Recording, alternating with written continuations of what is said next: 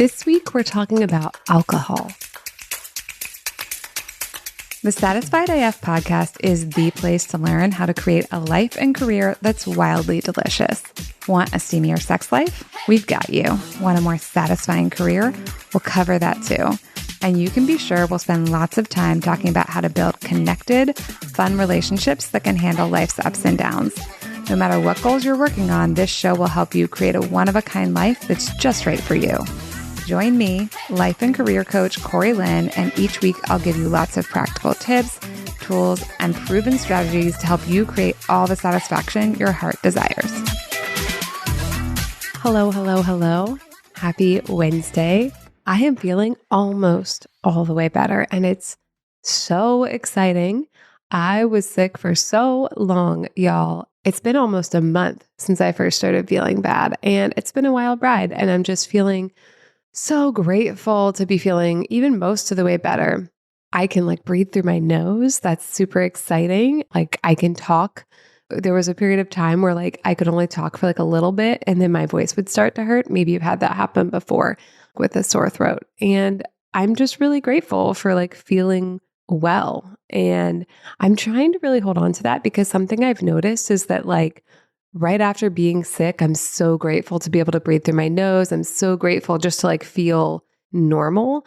And then after a while, feeling normal stops seeming special, right? Maybe you've experienced this in your own life too, because I see this with clients all the time. It's we get used to things working and then that stops seeming like something wonderful. And one of the cornerstones of my coaching philosophy is that you can have so much satisfaction in your life immediately by noticing and reveling and delighting in the things that are working. So every day I've been opening up my notes app and writing what's working, what's going well, which is something I recommend all the time. And I'm just continuing to put I can breathe through my nose. I'm, sleeping, my limbs work, which they didn't stop working while I was ill, but realizing how exciting it is to breathe through my nose has made me realize all the other things that are working that didn't even stop working while I was super sick. And that's just all a lot that I can really enjoy. And why not enjoy it? Why not enjoy the things that are working and take pleasure in those, even as there are other things we're continuing to work on? Because we're never going to be complete, right? Life is always constantly moving. Even when we achieve one goal, then we have new goals. I remember when I was brand new in my business, all I wanted was to make $100,000 in 12 months and basically replace my corporate pay. And then I did that, right? And then of course I started setting bigger goals for myself. And then this past year, actually, it was the first year ever in my business where I made less money than the year before. And there's part of me that was so disappointed and disheartened by that. But there's this other part of me that's okay, but the amount of money I made is still a lot of money. It's still more than $100,000. And that old version of me who first started my business, she would be over fucking joyed by that amount of money. So we can also revel and delight in that, even if we want to have bigger goals that take us further or that are beyond our current ability or capacity or just beyond what we're currently experiencing. Okay, before we get into today's topic, I wanted to read something one of my previous clients wrote. So sometimes after working with people, I send out questions to ask about their experience. And one of the questions I asked in this round was, what results have you created with coaching that would seem like absolute magic to the pre-coaching version of you? And here's what this client wrote. We're going to call this client Janine. Janine says, I came into coaching looking for help in my career, but knowing I was working on some things in my personal life that I had put off addressing for some time. Those personal experiences left me living a very guarded life, protecting myself from allowing people into my life. Working with Corey, I knew I was ready to address this part of my life in a safe space. Corey heard my story without judgment and helped me to choose how I wanted to think about it to create a different outcome. I moved through this and came out the other side knowing that I handled it with great respect and care for all, including myself. I am finding my way back to a lighter version of myself. The last year of my life has brought the biggest jumps in my personal growth and healing in spite of working on it very intentionally for years. Thank you so much, Janine, for sharing your experience with everyone. And yes, I do have permission to share. And thank you very much for all the work you did. Coaching is a co-creative process. So I show up as the coach with everything I know, and my clients also show up, and then, they have to bring the topics and they have to tell me, what's going on. And then coaching can be very confronting too, right? So they're looking at these things going on in their life, looking at these patterns that have been longstanding for months, for years, sometimes for decades, and then very intentionally shifting that and choosing to do it a different way so that they can have a life that's more satisfying and delicious. And I'm so proud and impressed by the things my clients do, by the changes they make and the choices they make and the ways that they reorient their lives. So thank you so much, Janine, for trusting me with your story and with everything was going on with you. And it was my pleasure and delight to coach you and help you come back to a lighter version of yourself and help you take the biggest jump in your personal growth and healing you had in years. Okay, now let's jump into this week's topic. We're talking about alcohol. And this is a really interesting topic. It's something I've done a lot of coaching on myself, and I've coached a lot of clients on this as well. So first things first, we're just going to say this is not advice. I am not a medical professional. I'm not a substance abuse professional. And if you're experiencing drinking in an alcoholic way, this podcast is not the right resource for you. There are plenty of other resources. If you just get online and Google for that, you'll find plenty of resources for whatever area of the world you're in. And there are amazing things out there. But what we're talking about for this podcast is how are we as human beings socialized around alcohol? What are the narratives we have about alcohol? What are our alcohol habits and would we like to change them? And this is for people who maybe want to stop drinking altogether or maybe just want to stop over drinking or shift their drinking habits somewhat. But again, it's not for people who are experiencing alcoholism and substance abuse issues. That's a different topic, actually, even though it still could be about alcohol. It's a different topic and there's going to be different teachings there. Okay, so now that we have those caveats out of the way, let's talk about booze, y'all. So some of the stuff I want to talk about first is the socialization around alcohol. I think this is really important for understanding, the urges we have and why alcohol holds the place it does in our lives. So I don't know about you, but for me, the way I've been socialized around alcohol is this is for adults. This is for fun. This is something we do on weekends. It's something we do in evenings. It's something we do at parties. It's something you do when you're celebrating. It's something you're doing when you've had a bad day, but it's also something you do when you have a great day. It's really interesting. If you say the word celebration to me, the very first thing I think of is the party popper emoji, which is my number one most used emoji all the time, both in personal communications and also in communications to my clients, because I'm all about celebration. But the number two thing that I think of is a glass of champagne, right? Sparkling wine is seen as this symbol, this emblem of celebration in our culture. Think about weddings, right? We toast with sparkling wine. We toast with champagne. You think about when someone's oh, I've had a hard day. I just need a glass of wine. Or they're oh, I'm meeting up with my friends. We're going to get beers. Or oh, we're very sophisticated. We're going to drink our, scotch or whatever. And I think it's really interesting because I think socialization is so powerful and it shapes our lives so much more than we even realize it does. And that's something we talk about all the time on the podcast, right? We've been socialized often to associate our worthiness with whether or not other people approve of us and what they think of us. Or we've been socialized to associate our worthiness with specifically how well we're doing at work and if we're working harder than everyone else or if we're moving up the ranks quickly enough. And so I think alcohol is a topic where that socialization is just as impactful. And then there's also this other set of socialization around alcohol of don't drink too much. Don't be someone who can't say no to drinking. Don't be sloppy. Socialization is so interesting, right? Because it's such a mix and match, right? It's such a collection of all these various ideas. You can have multiple pieces of socialization that directly conflict with each other. I think that happens all the time actually and creates a lot of feelings of stuckness or confusion internally when we have multiple pieces of socialization that are pushing us in different directions, right? Anyways, so there's all this other socialization about alcohol too, because alcoholism is something that does happen a lot. Like there's alcoholism in my family, and I know a lot of people who have alcoholism in their families, and it's something we see, in the media and stories. It's interesting because you see both, right? Like I watch a lot of TV, and I watched even more TV while I was sick.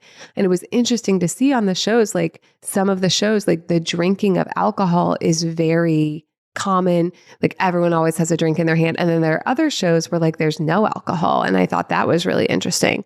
One of the shows I watched, it's like, I don't know that I saw them drink alcohol except for maybe a few times. And I watched like 4 seasons of it, but they were smoking cigarettes, right? So then that's like another substance. Like that was the substance that they were using all the time throughout the show. So there's the socialization of like how we were specifically taught by the people in our family. There's the socialization of like what we see in culture, TV, media, right? There's like the socialization of like, what did we learn from our friends at school? There's all kinds of ways that we get socialization and messaging, right? And then there's like stuff like, oh, it's 5 o'clock somewhere. Like that idea that 5 o'clock is like the time when people start drinking alcohol, right? It's like, oh, it's an after work thing. But also the idea of it's 5 o'clock somewhere, meaning like, well, it's always 5 o'clock somewhere. So then maybe like it's always, an appropriate time, or like, I don't know. There's like all these different ideas around alcohol. And I think it's just really interesting to bring those to the surface and look at them consciously versus like, I think so much of our lives, especially before coaching, is being impacted by all these pieces of like socialization without even necessarily realizing you're being impacted by them. So for me personally, I feel like the narrative in my head is like, we're having fun now. Like, this is how I know we're having fun. But that's also a narrative I want to question and push back on, because I don't want the only way to have fun to be with alcohol. But I had to purposefully notice that and like push back on it. And it's interesting just to like give you some context, like my own relationship with alcohol has really changed over the years. I drank a lot when I was younger. And there was a period of time where I was a bartender and cocktail waitress, and drinking, at least in the establishment I worked in, like drinking was very big in the culture of that, right? So that's another piece of like the socialization, right? When we have different life experiences, we exist in different subcultures, and working in a bar was a very specific subculture. And the people I worked with there, they drank a lot. I think I drank a lot of that period in time. And I actually think I was drinking a lot less than other people, which isn't a judgment of them at all. Like it's also like, how much alcohol can your body tolerate? And I'm, a lightweight, and was even when I was drinking a lot more alcohol. But I remember at that point in life, like what was normal then would not be normal now. I mean, in a lot of ways, but it's also like, I didn't like that subculture. I even had the awareness at that time, even though this was way before coaching, of being like, well, it was way before I was a coach, but actually I was already reading like lots of Martha Beck, and she is one of the original life coaches. So I was already beginning to simmer in those ideas and realizing like, hey, the way I'm living my life and the way I'm like making my income does not feel good and aligned to me, because it's very oriented around drinking and getting other people to drink, right? Because that's how you make money as a cocktail waitress and a bartender, is people are drinking and you're making tips off of it. And then in more recent years, since I've gone through coach training and become a coach, I have also worked really actively with myself through the coaching lens on my drinking. Like my drinking's changed a lot over the years and all kinds of times. And there have been other times, even before I had the toolkit I have now, where I was like shifting my drinking habits or noticing like maybe I don't like what these are doing. But with the coaching toolkit, it is, first of all, much easier and more pleasant.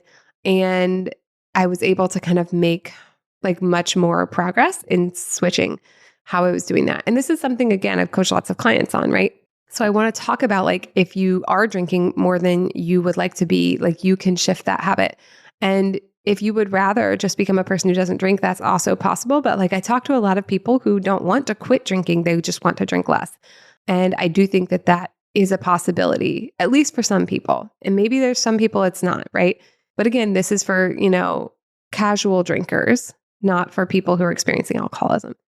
So for me, one of the things they taught us like in my certification, because the program I went through had like one of the specific sub-focuses was to stop over drinking. So like they had kind of a process, and it's pretty basic, right? It's like, first you kind of like measure how much am I drinking now?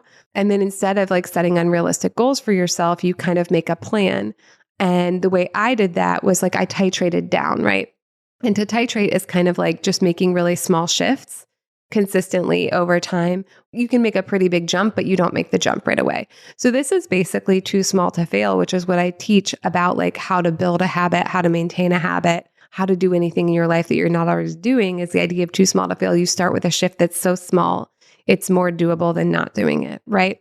And so with drinking, the first thing I did was measure how much I was drinking, right? And so here's the key here is like often we maybe have a lot of like shame and self-judgment around something like drinking, especially if we think we should be doing less of it. So when you first measure, that's also an opportunity to see like, what are my internal judgments about myself for like participating in this behavior? And then what you want to do is like take notice of those, right? And then you may have to shift some of that in order to actually change the behavior. There's this idea that like judging and shaming yourself is good fuel for behavior change. And that is absolutely the opposite of what I have seen to be true. Like as an example, if I drink too much and wake up the next morning and I'm hungover and I'm like, oh, what a terrible person I am, like, blah, blah, and I beat myself up all day, I'm probably going to want to escape from and get away from that person who's beating me up all day.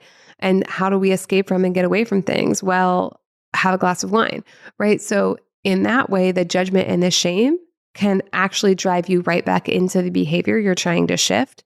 So when you go through and do an audit and look at how much you're currently drinking, it's probably going to trigger all of those judgments, shames, those self-criticisms. And then you can kind of like talk to them and be like, okay, I see that you want to judge and shame, but like, that's not actually going to help me shift this. So like, what if instead I change this narrative to like, yeah, it makes total sense that you're drinking because we live in a culture that really like celebrates and promotes drinking, but also like, it's okay. You want to change this and you can, and we can start from anywhere and it can be okay. Right. So this could be the kind of way you could talk to yourself about any change you want to make that you want to actually do and have be sustainable. And this is kind of the in and out of like how we do too small to fail and how we make these shifts. But so what it actually looked like for me was like measuring my current amount of wine. And then like every weekend, I would make a plan for the next week's drinking. And then over time, I was slowly lowering the amounts of alcohol that I was consuming until it was where I wanted it to be.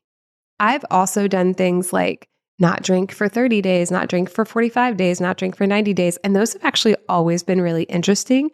Anytime I took a like longer break from drinking alcohol like that, I always learned really interesting things about myself. Because one of the things about alcohol is it lowers inhibitions, it releases a bunch of dopamine in your brain, it can kind of give you some like euphoric feelings. But what I've also seen to be true is it can kind of block some of your subtle knowing. And so like I remember distinctly one time when I wasn't drinking for 45 days, I went to a friend's birthday party. It was a huge party. I used to love huge parties, or so I thought, but I went to this party and I was like, oh, I don't like this. I don't like being here. Like being here and drinking alcohol was something I had done for years, but being there with no alcohol, I didn't like that experience at all. Now, this was before coaching. Now as a coach, what I know is like, oh, I could be like, well, why don't I like being here? What are the narratives in my head? Like, do I not like being here because I feel socially anxious without the alcohol? Like what's actually happening? But at that point in my life, I didn't really have that toolkit yet. So basically I was just like, oh, I don't like this and I'm not going to explore why. I'm just like not going to do it anymore because like I don't have to. It's like not a requirement of my life. Like I'm actually allowed to just have a preference for like being with friends in smaller groups or one-on-one, which doesn't mean I won't make an appearance at a friend's party if it's a big one. It just means I no longer prioritize going out of my way to go to that kind of thing, because I no longer associate that as being something I actually really like. So again, like I do think there can be benefits to spending some time alcohol-free or spending some time sober. But I've also decided over the years that like there are things I like about alcohol too, benefits and drawbacks always, but like I like wine culture and I like drinking wine and I like the flavors in wine. So for me, the focus with alcohol has really been like, how can I have this be part of my life and like really enjoy it when I am participating in it, and also not have negative impacts because of it or limit the amount of negative impacts. It's not like I never have a hangover anymore, but the way I drink has really shifted. And most of the time it's pretty easy for me to drink a small enough amount that I don't feel physical impacts and to really enjoy that. And then to, stop and drink something else or have water or whatever. So it doesn't have the impact on me that it used to have. Now, that being said, I do think it's also fair in this podcast to say like science has some concerning things to say about alcohol. So I'm not saying that this is an innocuous substance. It's not. I just personally am of the mind that like, I'm not trying to like live a life of like absolute purity and only doing things that are like 100% good for me, because to me that seems very perfectionistic on the one hand. And also, I don't think it's possible. So there are things that I engage in that have benefits and drawbacks. Like I eat sugar. I have dessert after pretty much every meal. I eat gluten and dairy, even though there is some evidence that, maybe these can exacerbate inflammation, et cetera. I eat processed foods sometimes. I try to eat really healthy too because I like the way it feels in my body. But I do eat processed foods. I fucking love French fries and onion rings and tater tots and all that stuff. Aioli is like one of my very favorite things. So to me, like I prize living what I call a human life, which means I'm going to do some things that are health promoting. And I'm going to do some things that are not health promoting. Like I'm going to try to drink at least 60 ounces of water a day and take a walk and do some physical therapy activities. And I'm also going to eat dark chocolate after breakfast. And I'm going to have a glass of champagne or rosé. Those are my things that I like. And once in a great while, a little bit of tequila. And I'm going to, do these other things that are not as health promoting, but you get to choose for you. So like a few years ago when I was really interested in all the stuff about alcohol and like what are its impacts on the body and like, is this something I want to have in my life? I read this one book that had some really interesting stuff in it. It's called Quit Like a Woman by Holly Whitaker. And this book in particular, I would say is very much in the direction of like alcohol is a poison and it's bad for you. But one of the things she said in this book that I really liked was like, understand what you can fuck with and what you cannot fuck with. And so like the author has like a list of like things I can fuck with and things I cannot fuck with. And for her, alcohol is a thing she cannot fuck with. Like when she drinks alcohol, like things go badly for her. But there's these other things that could go badly for someone else that she can fuck with, right? And I can't remember her lists because it's been a few years since I've read it. But like that's kind of the frame that I like to think of like, what can I fuck with and what do I enjoy fucking with? So like, I'm going to include it in my life, even if there are some net negatives or it's not health promoting or whatever. And what are the things I don't fuck with? Right. And so for me, like I like drinking and I'm able to do it in moderation in a way that feels okay for being part of my life and enjoyable. And so I'm going to keep it in for now. And then I reserve the right to change my mind about that always. And the same thing for sugar and the same thing for chocolate. Because like the dopamine thing, like I think alcohol artificially, like it releases an artificially large amount of dopamine in your brain when you eat it, but I'm pretty sure chocolate does too, right? So that's just something interesting to think about. Now, on the other hand, there are things I don't fuck with. And some of them are things that like lots of people think are totally innocuous and fine, right? I don't fuck with caffeinated coffee anymore. And I drank caffeinated coffee for years and loved it. And like if you told 10 years ago me that there was going to be a time in the future when I would not drink caffeinated coffee anymore, she would have been like, the fuck? But I did a test a few years ago, not like a medical test. I'm like one of those like fuck around and find out, like doing experiments on myself people. And so I cut alcohol out for 60 days and it didn't improve my sleep as much as I thought it would. So I read a book about sleep and it talked about caffeine. So I cut caffeine out. Like I kept the alcohol out and then I cut caffeine out too. And it impacted my sleep so much more. And then when I tried to put caffeine back in, it really messed my sleep up. And I was like, oh, okay. Like I have a choice to make. Like I totally could choose to drink caffeinated coffee, but the price in my life for me is not worth it. It's just not worth it. I would rather have the sleep. And sometimes with alcohol, there have been times when I'm like, oh, most of the time I no longer drink after 8 p.m. because when I do, that's when it impacts my sleep. And that's a hard fucking no for me. My sleep is like gold. It's one of the things I prioritize most in my life. So when things start to infringe on it, like I'm like, okay, that's not working anymore. So like that's kind of a measure that I have versus like there is a lot to be said for like looking at like overall data of like, okay, some scientists did a study, but I'm also a big proponent of like understanding myself and what actually works or doesn't work for me versus what, a set of experts have discovered works best for like groups of hundreds of thousands of people studying the whole group. Like I'm not a whole group of people. Also, there's tons of data where they've actually only studied like white men. And so sometimes results may vary. We might not be having the experience that the scientific data purports that we're having. It's kind of like the thing with crash test dummies, where women are injured in crashes a lot more because a lot of companies only crash test dummies that are modeled after men, not modeled after women.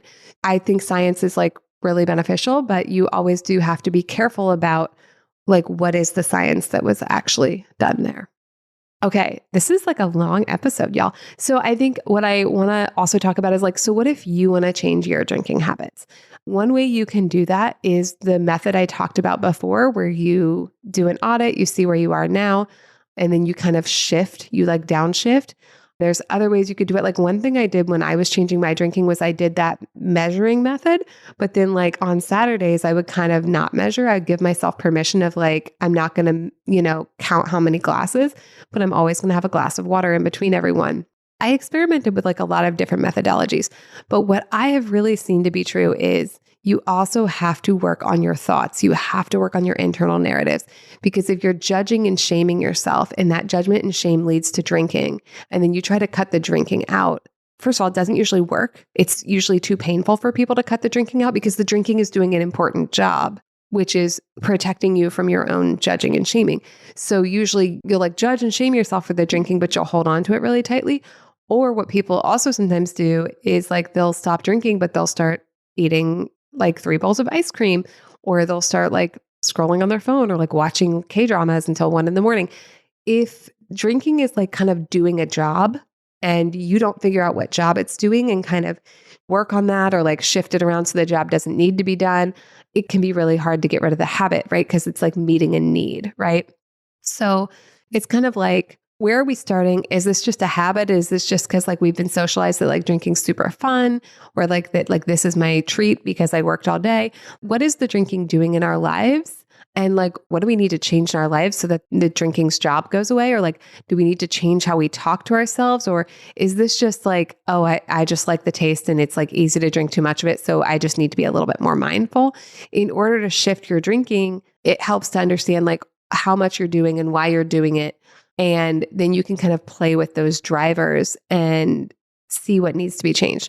But I would say for most people, because most people who want to drink less have some judgment and self-criticism and shame around the amount they're drinking, that's definitely something that needs to be addressed. And then, if we're drinking more than we want to be, it's like figuring out like, why are we doing that? Because we do things that make sense. Even if they don't make sense, they make sense to some layer of us or some level of us. And when you get in there and understand what that is, it's much easier to work on it and change it. So if you're a person who wants to drink less, I definitely think it's possible. I do think coaching tools can help. And if you have follow-up questions, I can do another podcast on this or a TikTok about it or whatever. But I think this kind of is a great place to start the conversation. Also, like if you for sure know this is something you want to work on and you don't want to go digging around in those stories yourself, or you don't want to go messing about with it because it feels like overwhelming or a lot of shame comes up, this is exactly the kind of thing we can work on together in one-on-one coaching. I have spaces available for new clients, and I have a sliding scale now. So there are a variety of price points at which we can work together. And I really enjoy coaching on this because the coaching I've done on this on myself in my own life has made a huge difference. Like I said before, the way I drink now and the way I used to drink are wildly different. I've also had clients where we coach on other things in their life and they spontaneously drink less or stop drinking at all. I've actually had multiple clients who almost entirely don't drink now because we cleared up their work stress and we cleared up their marriage stress and we cleared up their parenting stress and we cleared up the stress about, their parents and their other things in their life.